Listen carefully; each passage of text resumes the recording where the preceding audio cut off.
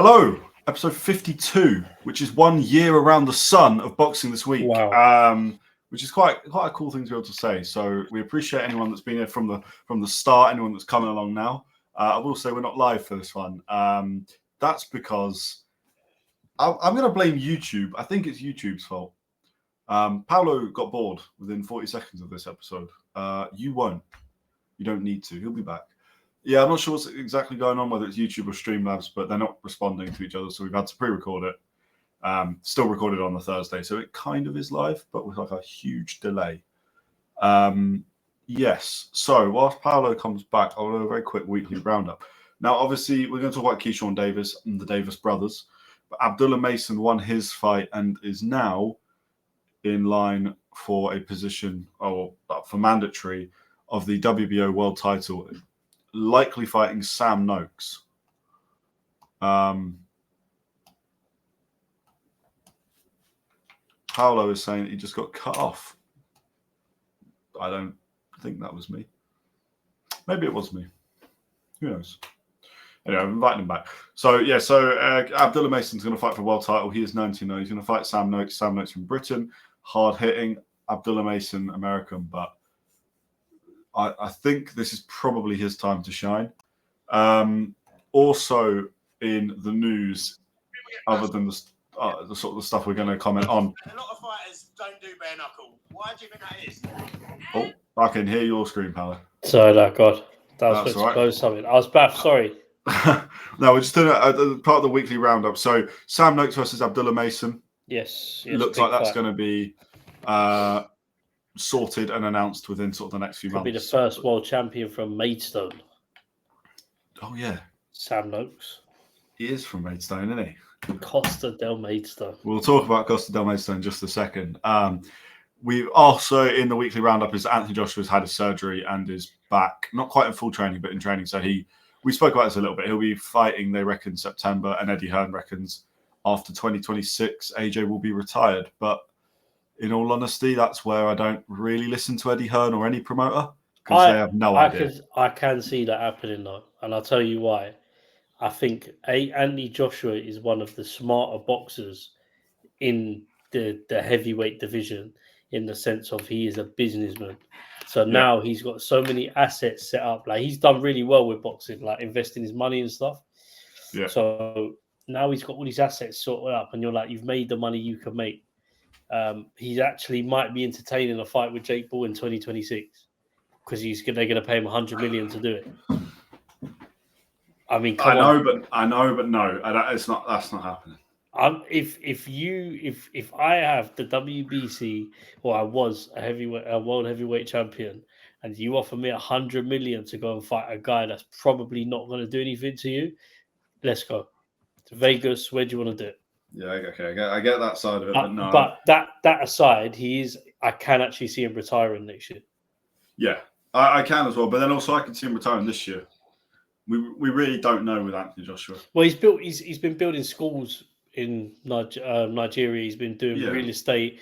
He's got his management company. He wants to be an advisor to fighters. I think he wants to move into different things now. He's achieved everything in boxing.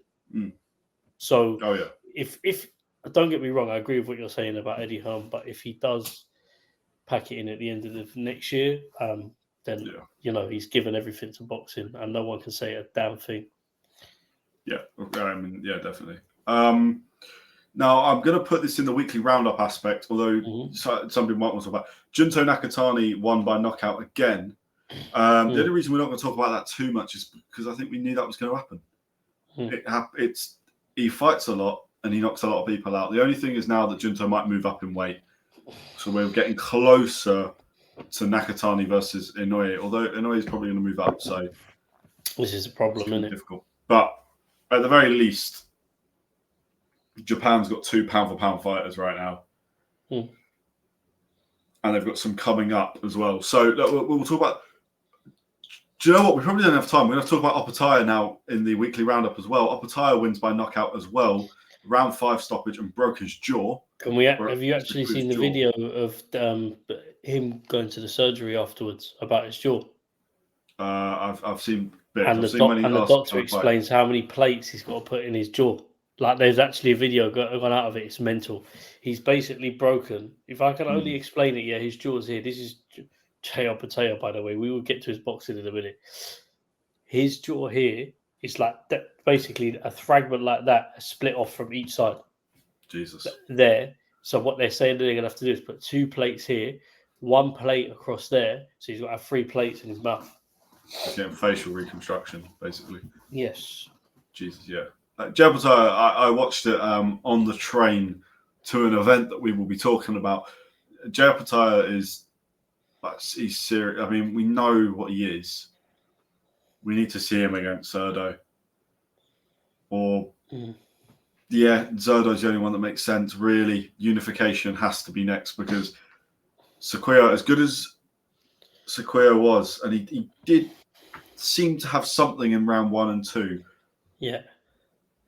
Opataya's power is just stupid in comparison.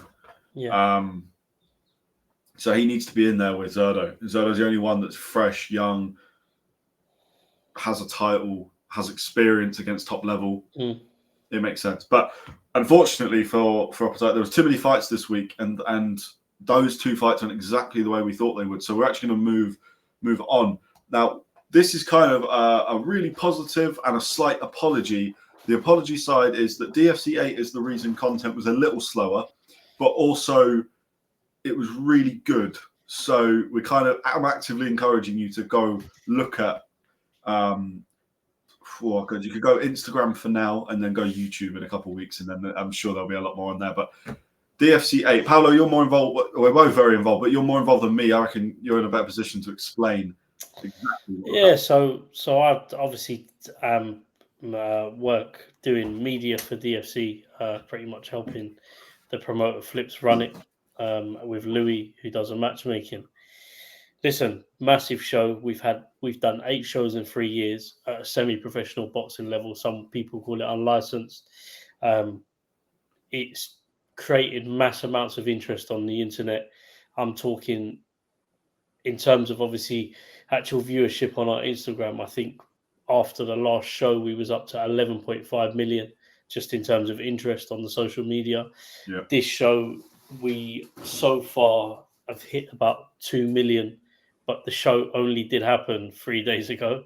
So, and we've still got content to go out. So that will change over the next couple of weeks, but those are the early figures.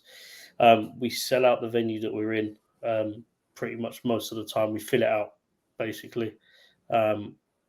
And it's 15 fights mixed with K1 and boxing on a show. And we have title fights on there. It's run like a professional organization. The thing is, I can sit here and explain it to you, but you just have to come to an event to understand how big it is. Nevertheless, we done DFC 8 on Sunday. Connor has been very much involved with DFC now. Yeah. If you're seeing the fight posters on DFC's page, that's this man here. So yeah, he's been very much involved with the graphical side of things for us. But it was a mad show, like I said to you. Kickboxing, title fight, shock wins, surprise wins, pound for pound kings getting knocked off the DFC, getting knocked off their top by great fighters. High quality bouts in terms of obviously for the level it's at. It is not white collar, and by far stretch, it's miles ahead of white collar. White collar is probably the bottom line of boxing, where people just go and fight for charity fights. Fighters are actually fighting for ticket for money on our shows or various ways, and we offer a great system to fighters who wish to fight on DFC. So yeah, DFC 8 big show. Announcement coming out on Monday for the next show. Q3 is all I can say for now. Okay. Well, I don't know much about it. All I know is I was there for DFC 8. It's the first event I've been to and been involved with as well. And I've been to a lot of small hall shows because that's where you start out before you can get yourself to Wembley and all the rest of it. You go to small hall, and DFC 8 is the best run of the lot. And I'm not actually just saying that because I'm very honest, and I'm still going to stand by that York Hall is the best small hall place in the world to go. But I tell you what, if you want balconies and you want better lighting balling. and less feeling of being stabbed outside. Now, I'm not saying I kind of like that about York Hall, but it does have a certain the walk from York Hall to the station. There's a slight worry occasionally, as in I've seen gypsies fighting, and I've had to wait my turn to get through the train stalls. You know, didn't have that in Maidstone. Instead, I had the fights, had a pint, McDonald's, decent. Hotel. And the actual fights were better, and hotel, yeah. No, the fights are seriously good. When they come out, they will be out at some point, I'm sure. Watch them. You know, they're 2-minute rounds. Small ring. And you got like telephone boxing, really, except for certain fighters who know how to move around the ring, but you got others that know how to fight. Real boxers versus fighters. The main event was brilliant. The K1 fight is, in terms of, from a point of I don't know who these guys are to an extent. I do actually now, but you know, prior to working, I would never have known of these K1 guys. My God, they're just everything on the line. They were dropping each other. To be honest, I still don't even know who won, but that's the level of it was brilliant. And the night goes like that. You walk in and you're walking out the next second because it's gone so quick. But that's your only complaint. But yeah, anyway, look, that's why content's been a bit slow. Because we've been doing a lot of work for that, and then obviously like almost the recovery side of it, which is a weird thing that I never have experienced before. But you experienced it a little bit. It's mad, you get quite tired, and you're like, like there's a stress level, and then it like I don't know. But anyway, look, DFC8. Go follow DFC. Their links in the description, pretty much always, but it will be for this one as well. Let's talk about what happened in the UK on Saturday. Yes, sir. Which is Fabio, Wardley and Justice Huni. I watched the fight, and I was not surprised that Huni was winning each round, because I think it was very clear from early to see he is the better of a boxer than Wardley. But I think a lot of people that box Wardley will be a better boxer than him. That's just a fact. He doesn't have the experience. He doesn't have the experience that a lot of these guys have. Funnily enough, Wardley's experience is white collar boxing. Yeah. Which is mental, by the way. So he's gone from white collar to professional boxing. Imagine fighting him skipped at white collar. Yeah, skipped amateur. Just picked up gloves one day and just started boxing just for a laugh. Yep. And now he's like interim world champion. Do you know what it is, though? That I use him as an example, when I'm speaking to, I'm not going back to the point of DFC, but speaking to these guys on here, like I say this to the young fighters, like go look at Wardley. Wardley fought on shows not too dissimilar to this, and look where he is now. But Wardley was fighting on lower level shows. Yeah. They weren't as run well. We know what semi-professional. We know what certain white collar fights are like. They're not like DFC. They're a little bit more. Well, white collar is. I don't want to start accusing people. Like white collar's charity boxing. Yeah. And so going back to it, it was very obvious to see that early on that Huni would dominate, and he did. He won in my opinion, most rounds, if not all of them, leading up to that moment where Wardley pulls out an unbelievable knockout, and the fight is done, and he's won. But Wardley does also possess that power. That is one thing he's good at. We've seen it with Fraser, Big Fraser. We've seen it now with Huni. He really has power that I think's made people realise, okay, you've got that comfort that you're going to win a fight or you're winning a fight. Yeah. But then Wardley comes out and he can just knock you out like that. And that's the danger with fighting guys like that. Is he the hardest hitting heavyweight at the moment?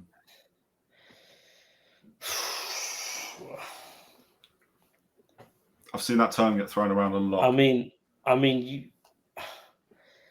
don't know, because are you saying actively? Probably because of activeness. But then, like, if Joshua comes back into the fold, I think he hits harder than Wardley. To be honest with you, if Deontay Wilder is boxing again, if Deontay Wilder is boxing again and he knocks his opponent out, then we're talking like Wilder's actively. So if we're talking actively, then yeah, I'd say he's one of the hardest hitting at the moment. There are some great fighters up there who've got power, but Wardley's just managed to pull off knockouts more so often than not. So you have to give him that credit. So I would say at the moment he's up there. I'm not sure about like the most, but he's up there. Yeah, it's mental. I mean, I don't think anyone would have foreseen that, judging how the fight went earlier on. I do think, though, however, this fight's going to teach him a lot, because I think when he goes to fights at a world level now, which is where he's fighting, he's going to need to box smart. And if he can't do that, and then the top world level fighters are able to identify that, it could work against him in another fight, because some fighters will have the experience to not put their chin out or put themselves in situations where they can get hurt like that. Yeah, that's my next. I mean, I kind of agree. I think AJ's done it at a higher level. Daniel Dubois comes to mind. Yes, Daniel Dubois. Jesus Christ, that's what I'm saying to you. How am I even forgetting about Daniel? Jesus. And Dubois, I don't know. It feels Dubois might, but Wardley's up there. I still think it's a difficult one, because Wardley's best win is Justice Huni, who's a late replacement. Not that late, but a late replacement. Before that is Fraser Clark and David Adelaide. Wardley's building up. Do you think Wardley's ready for that kind of Dubois, Usyk, AJ Parker? I think I don't. Listen, I'm going to eat my words maybe one day here, but in my opinion, I don't think that Wardley beats Usyk. I don't think Wardley beats Dubois. Yeah. I think Wardley beats Caballero. I think so. I think it will be a tight fight, but I think Wardley beats Caballero. But I don't think he touches, I think he's got to get a couple of wins under his belt that make it convincing, like, okay, we need to look at them. But, you've got to remember as well, Moses is coming up. How quickly he rises and what level he's knocking people out at as well. He's not far behind Wardley. Moses is going to ruin a lot of dreams for people. And we haven't really mentioned him in this week's episode, but it does look like he's fighting Dillian White. It's a good test for him. I think Dillian White's experience. I think it's going to be a hard fight for him, to be honest with you. I think if he comes with the best version of himself and focuses, Dillian White hasn't had the best start back to boxing he'd want. So we're not going to get the old prime Dillian White unless something changes drastically in the next couple of months. But Dillian White's a great name on the record, and it takes you to that European level. He's skipping British. He's very clear he's not going for British. I think he's well above British already. Yeah. Got to be honest. I think, Moses is going to ruin a lot of dreams. There'll be a lot of guys who feel that within the next year or two that they could be world champions. And I really believe that Moses will just dominate it. I don't think he'll get beaten for a long time unless he gets thrown in too early with someone. But then I don't.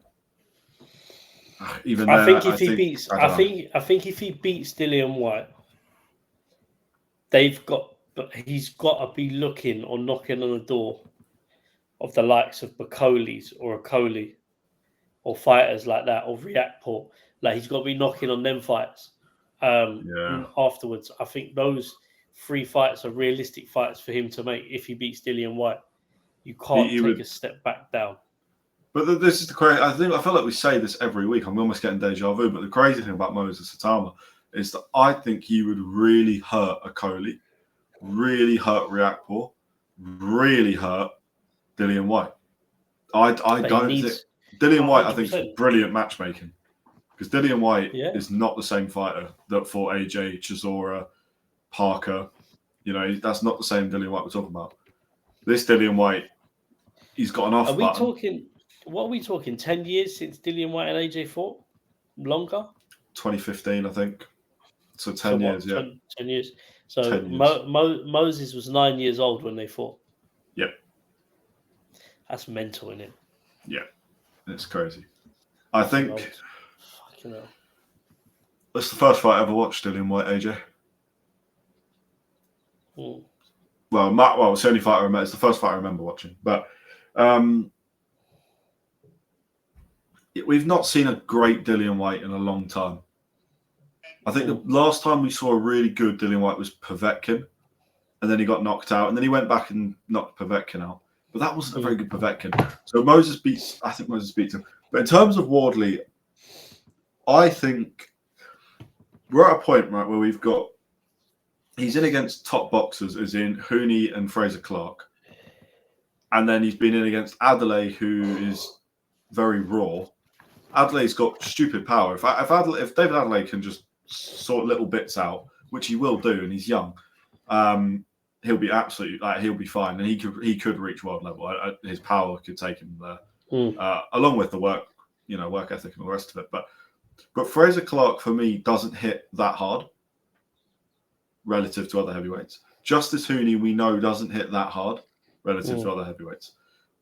I think the minute you get it, Fabio Wardley steps in there with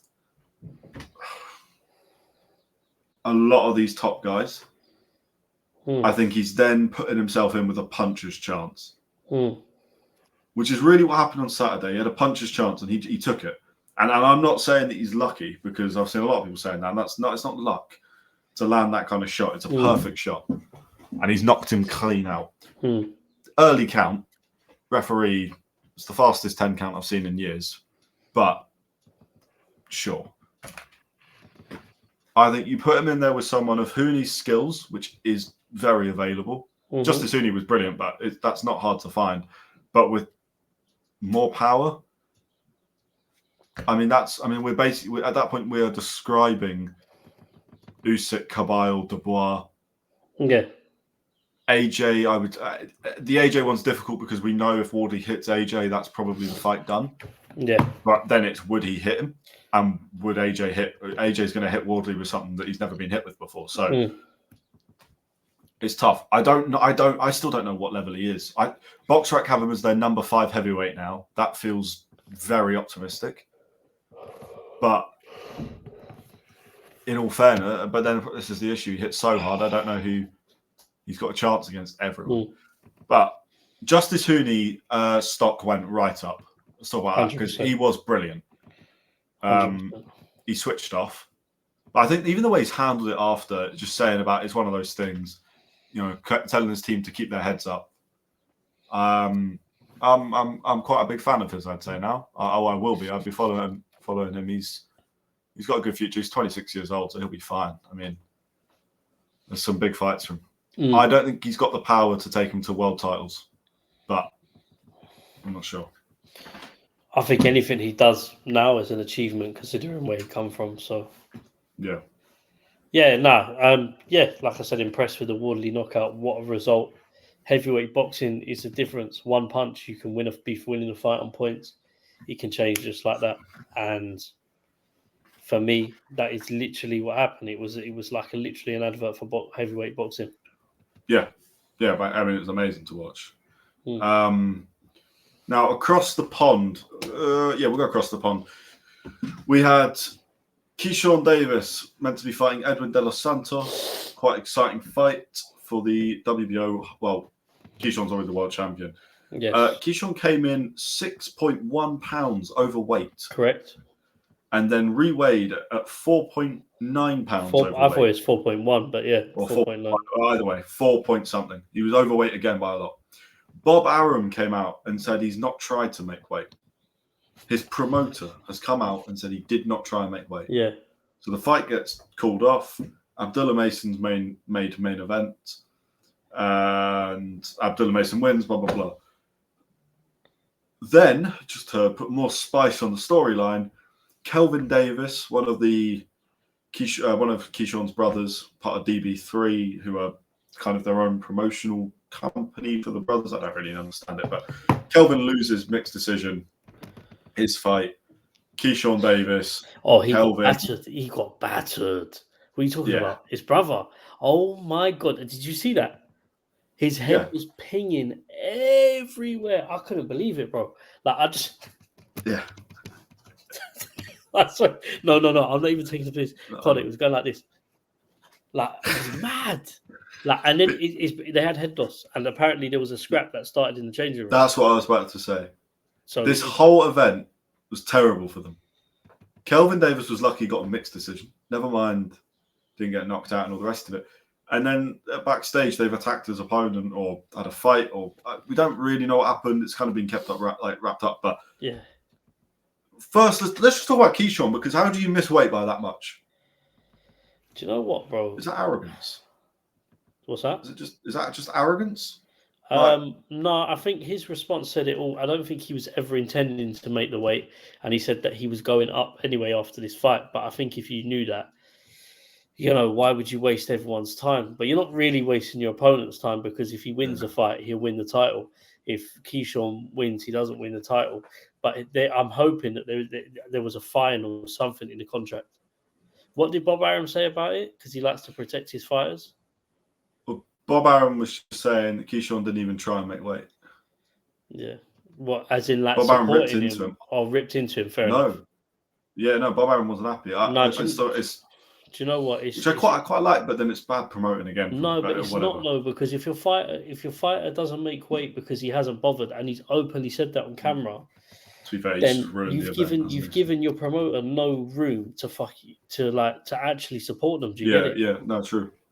So for me, if I'm looking at it like this, if you are promoting a fighter and they've pulled you aside and said, look, I ain't made weight because of this and that, and I'm stressed, and the camp's been blah blah blah.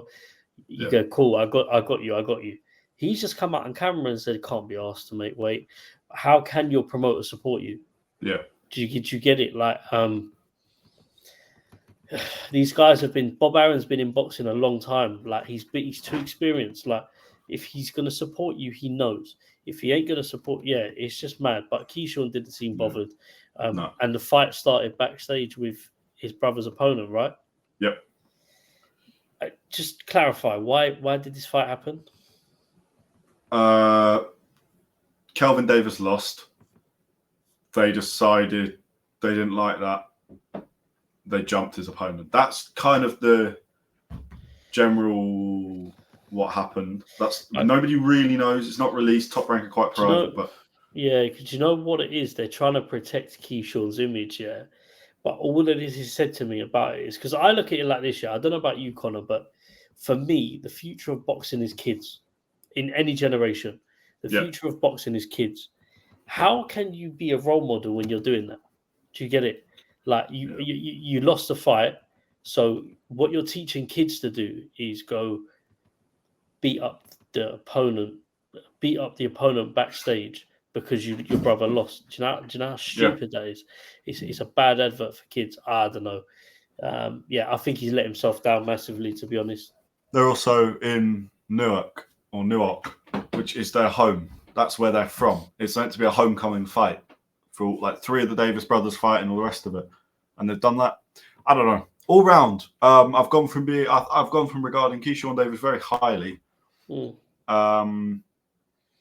just not that much. Ironically, though, and I do quite like this side to it. Last week we said about Abdullah Mason and Keyshawn Davis having a bit of shit talk on stage. Abdullah Mason now looking to fight Sam Noakes for the title that Keyshawn Davis can't defend because he didn't make weight. So it's kind of funny, swings and roundabouts how that works out. And I do think, I don't know, we'll see. Sam Noakes is a good fighter, but Abdullah Mason's very good. Well, hopefully Sam Noakes wins because Britain needs more champions, but it's going to be a tough fight. Let's talk. There's a few things. Let's go down the broadcasting route. Ben Shalom could lose Sky Sports. Has lost. He's lost it. The deal has come to a finish.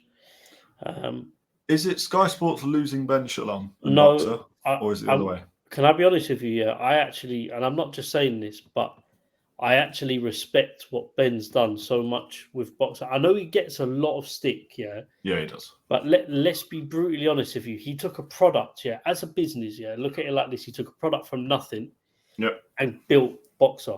Like Boxer come from nothing. He built that in uni, I think it was, university 10 years ago, whatever it is. For me, you've built a product that is worth millions now from nothing. How can you be not only just a promoter but a businessman? How can you not rate that? Do you know what? It's mad. Sky Sports were always going to pull out of the boxing because there was talks about this. I heard from somebody within about a year and a half ago that this was going to be the case, but Sky Sports aren't looking to, as far as I know, Sky Sports are looking to take boxing off Sky. Okay. Interesting. You could say many reasons. Again, this could change, and they could go and sign the rumours of Wasserman signing with Sky. Apparently, can't see how that's going to work, but yeah. The problem you've got is Netflix, The Zone, Amazon are taking everything right now in terms of streaming, viewership, etc. So Sky Sports are not seeing the figures. Right. We heard Eddie Hearn talking about the golden era of Sky Sports with Matchroom and how that's no longer going on, and how Sky may be sort of missing it, or maybe put too much money into boxing and now they're just not making that money that they used to make. I imagine the boxing will end up on The Zone. That's what makes sense. Yeah, I don't really see where else they could go. The Zone or TNT. Could do TNT. TNT obviously lost their contract with Queensbury, but it makes sense to have it on The Zone. The Zone is becoming the global platform, and we know that. It'll be interesting what happens, but either way, definitely disrupts things a little bit for Boxer. Could cause some of their fighters to leave. I don't really see that. I've seen loads of rumours, but there's always rumours. More importantly, and kind of on the broadcast discussion, obviously we'll talk about bench a little bit more, and probably next week we've got a bit more clarification. But Canelo-Crawford, other than the fact that I want to mention Crawford looks massive.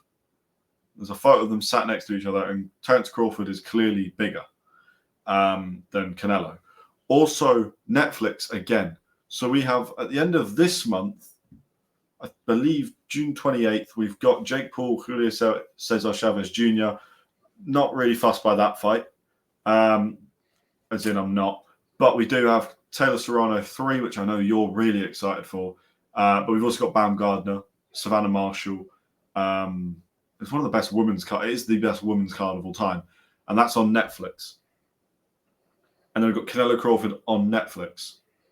Then we had Jake Paul, Mike Tyson before was on Netflix. Like, it's just slowly Netflix are getting their foot in the door now properly with the big events, which is another broadcaster.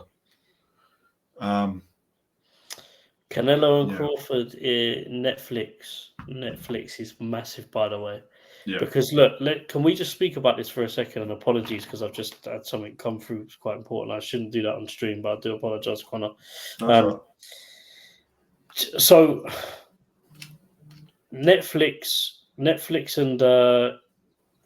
Canelo.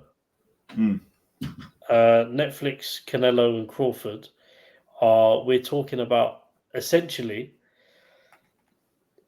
big brand, big TV platform that is looking like it's going to be the future of boxing. Yeah. Do you get it? So without saying too much, this is meant like big for boxing in terms of we're going to see a proper boxing card on Netflix. If anyone watched Jake Paul and Tyson on Netflix, the whole show, which unfortunately we ended up watching, but there was good fights on the undercard in the Katie Taylor and Serrano, which I enjoyed watching.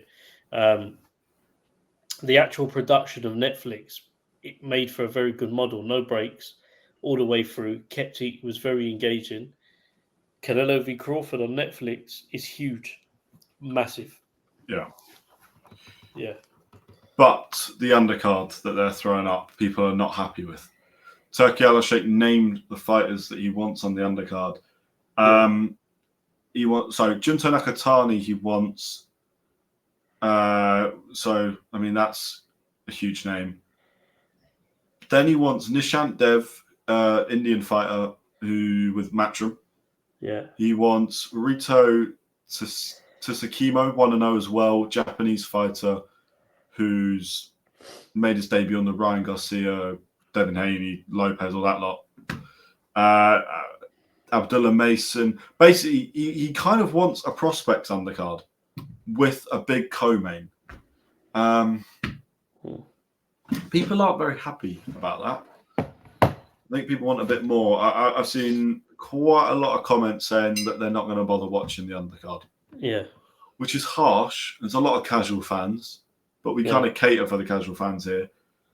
Do you think these kind of events... I like the prospect stuff because you're basically guaranteed knockouts, for one. They're 4-round quick fights, maybe 8 rounds tops.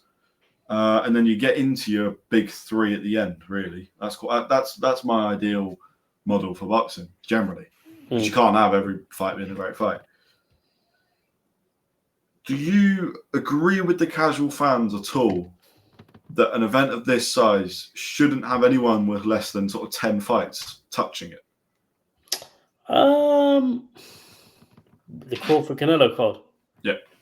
100%.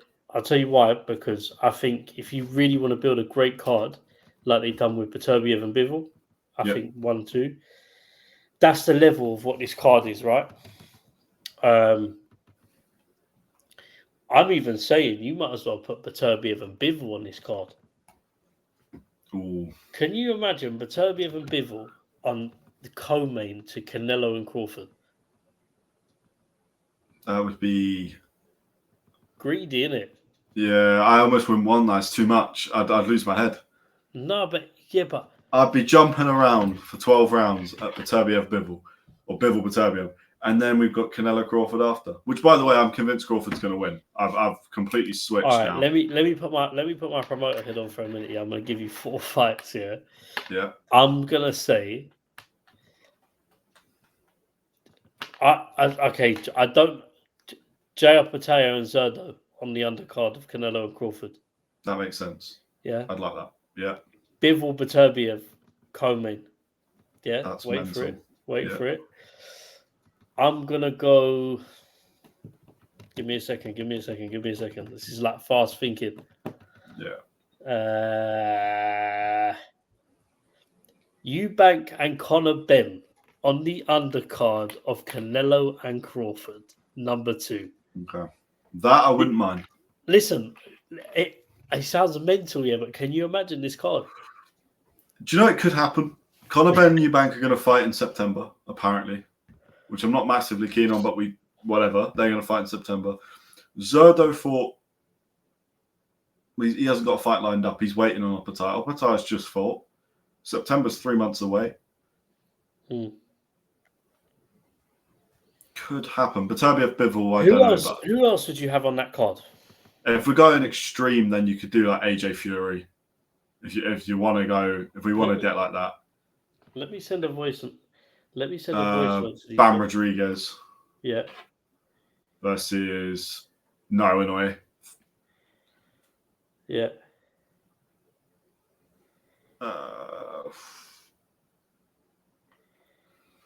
Who else could we have?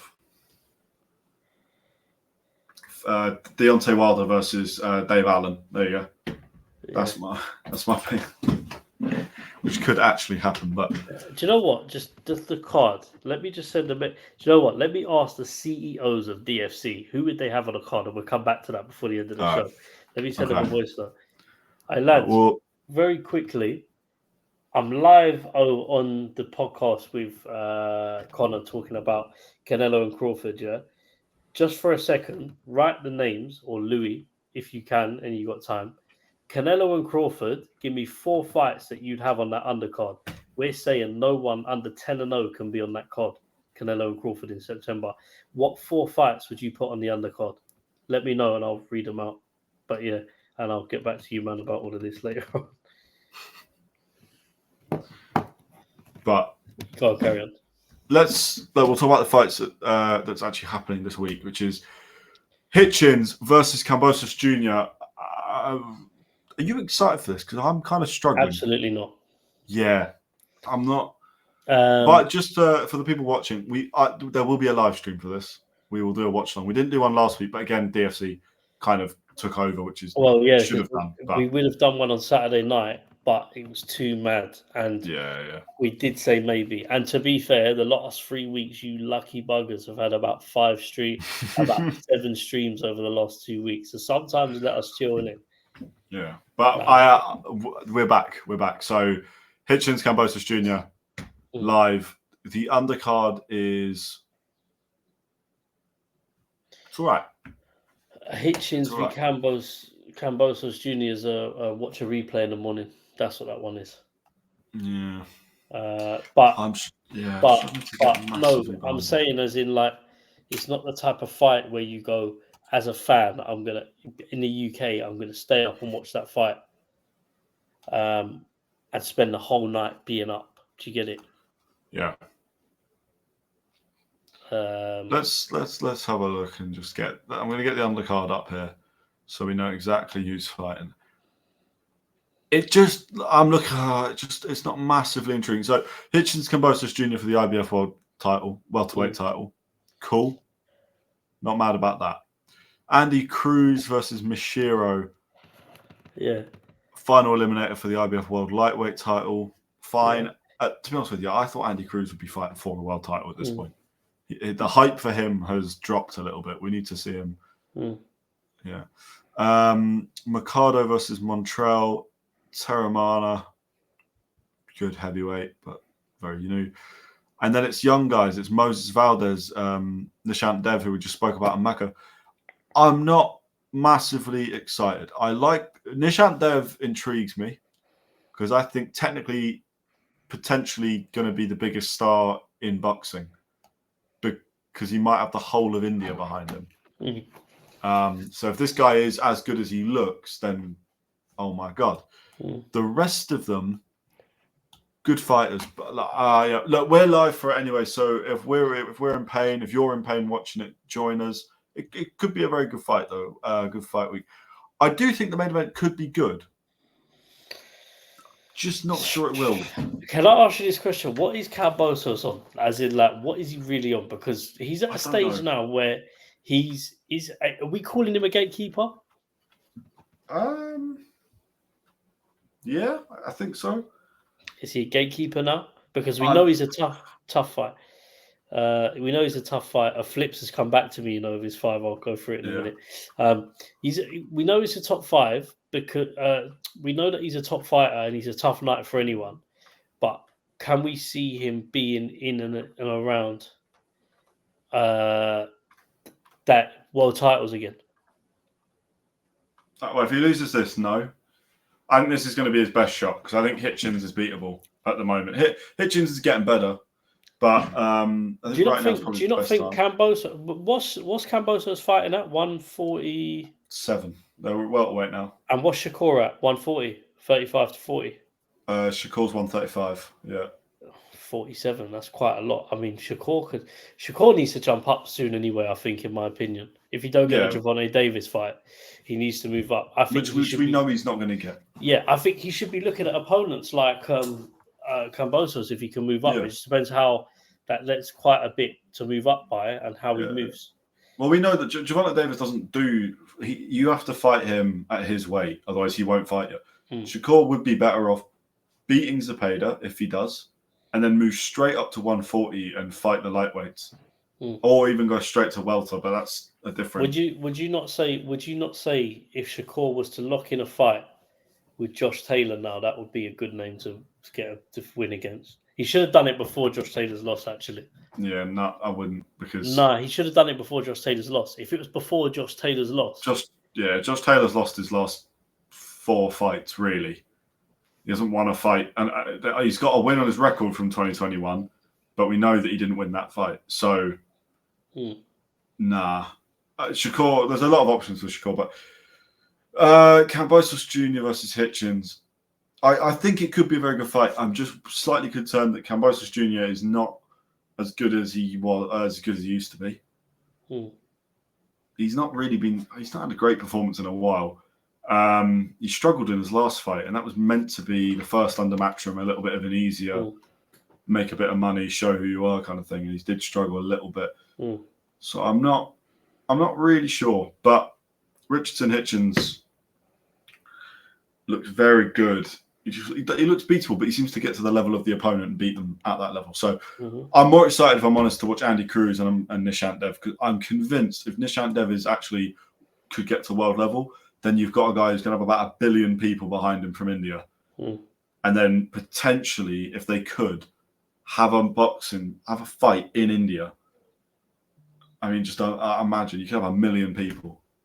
Be the biggest gate. Give it. Oh my God, yeah.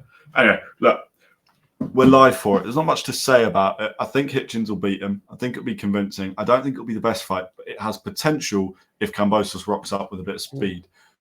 Now, let's go back to the Canelo-Crawford undercard, because I believe we have Flips, at the very least, has given his.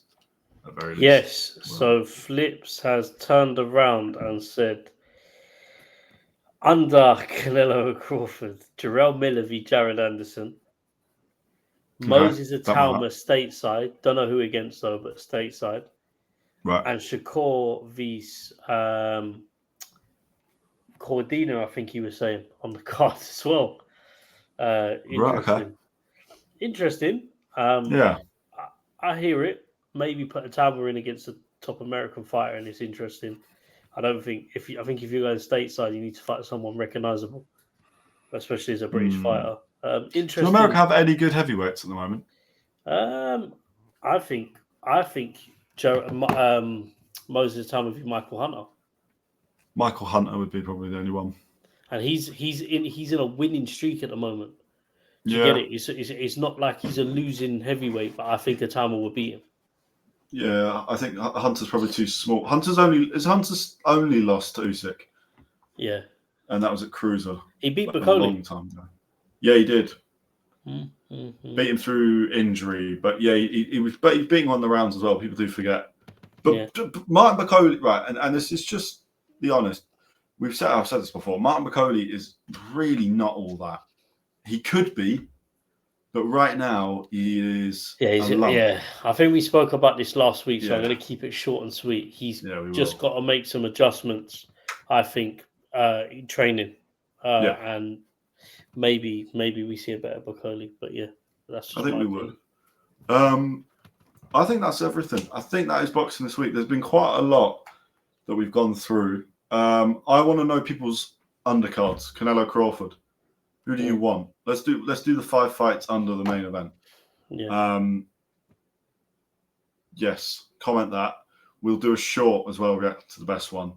So, or the most interesting one, or the worst one, or whatever. The one. We'll do something related to it. So make sure you comment that. Make sure you subscribe as well. Giveaway is still going. Once we've hit 500, we will announce the winner. You win £50 Amazon gift card. We'll send that straight to you. In fairness, actually, also, it's a year of boxing this week, and we've recently had some really good support on these episodes. So I want to say a big thank you for that as well. And yeah, we'll see you on Saturday if you join us for Hitchins Kambosos Jr., or we'll see you next Thursday for Boxing This Week 53. Paolo, would you like to say anything? Good evening, good night. See you next week, or see you Saturday. Thanks for watching. Make sure you follow as well. Competition, Connor. Competition. Yes. I've already done that. We've done that. We've covered everything, man. We're all good. We're professionals. So we're here, but we're still sleeping from Sunday. So that is me not listening properly, my fault. But yeah, make sure you guys like, share, subscribe to the podcast. We can't do this without you guys that support in terms of you push us and motivate us. So we do appreciate everything you do. Long may it continue, and we will be here every week. Maybe soon Connor gets punched by Dubois if he sees me, or me. Who knows? I don't think he'll punch me. I don't think I've said anything too bad. I think he'll punch you. But if we do, get it on camera, because we either want to sue him or post it. I don't know. Dubois, don't punch us. Don't punch us. Don't punch us. Well, there's a lot of money in that. So maybe do, but not in the face. That's all I've got. All right. Bye.